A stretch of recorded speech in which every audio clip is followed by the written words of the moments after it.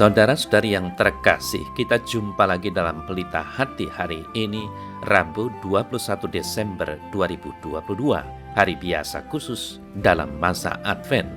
Bersama saya Romo Thomas Suratno, SC dari Paroki Cilandak, Jakarta Selatan, mendengar dan merenungkan sabda Tuhan, yakni firman Tuhan yang tersurat dalam Injil Lukas, bab atau pasal 1, ayat 39 sampai dengan ayat 45.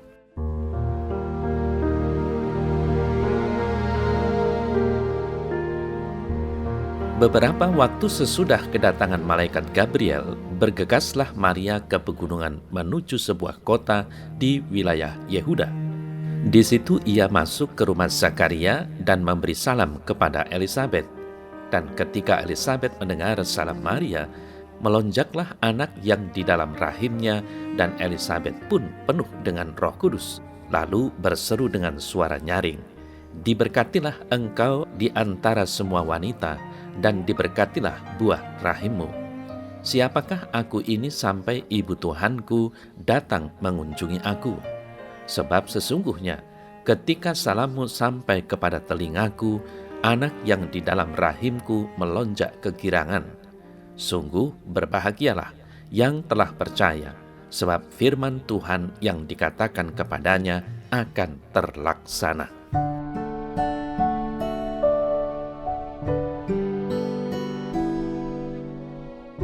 Saudara-saudari yang terkasih, dalam kisah Injil tadi, kita menyimak percakapan antara dua ibu yang berbahagia, dua ibu yang penuh dengan Roh Kudus, Elisabet dan Maria. Malaikat membuka kesempatan terjadinya perjumpaan di antara kedua orang ini dengan memberitahu Maria tentang berkat yang dilimpahkan kepada sanaknya, Elisabet. Saudara-saudari yang terkasih, Maria melakukan kunjungan kepada Elisabet dengan melakukan sebuah perjalanan yang jauh, yaitu ke daerah pegunungan. Maria yang telah mengandung Mesias tidak merasa bahwa dirinya lebih tinggi dari Elisabet, maka ia yang harusnya dikunjungi meninggalkan semua urusannya guna mengurus hal yang lebih besar ini, berbagi sukacita iman. Di sini kita belajar untuk bersikap rendah hati seperti Maria, tidak memandang status yang kita miliki, berani untuk menarik diri sejenak dari kesibukan-kesibukan kita untuk bergerak keluar dan mengunjungi orang yang membutuhkannya, bukan sekedar mengunjungi, tetapi mengunjungi dengan membawa sukacita iman untuk orang yang dikunjungi. Saudara-saudari yang terkasih, pertemuan antara Maria dan Elisabet sungguh-sungguh diliputi oleh suasana yang penuh dengan kebahagiaan iman. Maria memberi salam kepada Elisabet dan berkata bahwa ia datang untuk mengunjunginya, untuk mengetahui keadaannya, dan bersuka bersamanya di dalam sukacitanya, dan demi menegaskan iman mereka berdua. Kemudian terjadilah sesuatu yang luar biasa. Maria mengetahui bahwa Elisabet sedang mengandung seorang anak. Kita belajar dari pertemuan yang membawa kebahagiaan yang mendalam ini.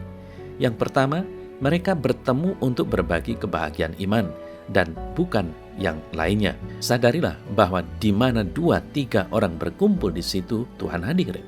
Yang kedua, pertemuan ini membawa kebahagiaan karena Maria membawa Yesus dalam rahimnya, dan ini membuat Elisabet dan Yohanes begitu bersukacita. Apa yang kita bawa untuk orang lain? Membawa wajah Tuhan atau membawa wajah pribadi kita sendiri? Saudara-saudari yang terkasih, dalam kisah Injil tadi dikatakan bahwa Yohanes melonjak kegirangan dalam rahim ibunya, seolah-olah memberi isyarat kepada ibunya bahwa ia sekarang berjumpa dengan dia, berjumpa dengan orang yang karenanya ia diutus sebagai pendahulu.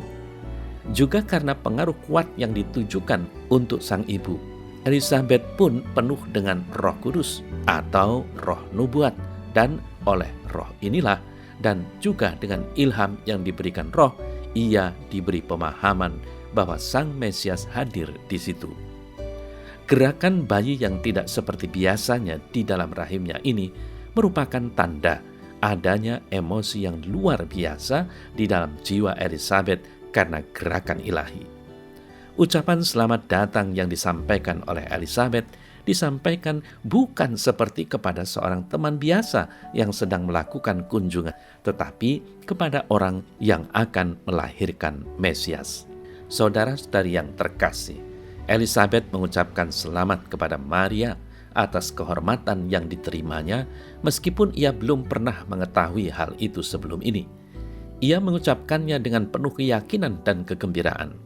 Ia berseru dengan suara nyaring, "Diberkatilah engkau di antara semua perempuan." Kata-kata sama seperti yang diucapkan oleh malaikat, karena memang demikianlah kehendak Allah mengenai menghormati sang anak, bahwa itu harus terjadi di bumi seperti di dalam sorga. Namun Elizabeth menambahkan sebuah alasan lagi, oleh karena itu, diberkatilah engkau sebab diberkatilah buah rahimmu. Jadi Maria layak memperoleh kehormatan istimewa ini. Elizabeth sudah menjadi istri seorang imam selama bertahun-tahun, namun ia tidak merasa iri bahwa Maria, saudara sepupunya yang jauh lebih muda daripadanya, yang dalam segala hal lebih rendah daripadanya, akan mendapatkan kehormatan untuk mengandung dalam keadaan masih perawan dan menjadi ibu sang Mesias. Meskipun kehormatan yang diperolehnya lebih sedikit, namun Elizabeth tetaplah bersukacita di dalam Tuhan. Saudara-saudari yang terkasih, di bawah naungan Sang Bunda, Yesus dibawa dan diperkenalkan kepada Elizabeth dan Yohanes Pembaptis. Di bawah naungan Sang Bunda pula, hendaknya kita pun membawa Yesus dan memperkenalkannya kepada setiap orang yang kita jumpai. Di bawah naungan Sang Bunda pula, kita akan mendapatkan rahmat yang mengalir dan menggenangi hidup kita. Mari kita wartakan Yesus, karena kita selalu berada dalam naungan Sang Bunda.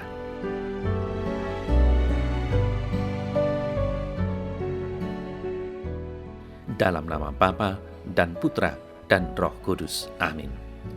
Ya Tuhan Allah, doronglah aku senantiasa untuk dapat berbagi kasih-Mu kepada setiap orang yang aku jumpai dalam perjalanan hidupku sebagai orang beriman. Amin. Semoga Allah yang Maha Kuasa memberkati saudara dalam nama Bapa dan Putra dan Roh Kudus. Amin. Dalam nama Bapa dan Putra dan Roh Kudus. Amin.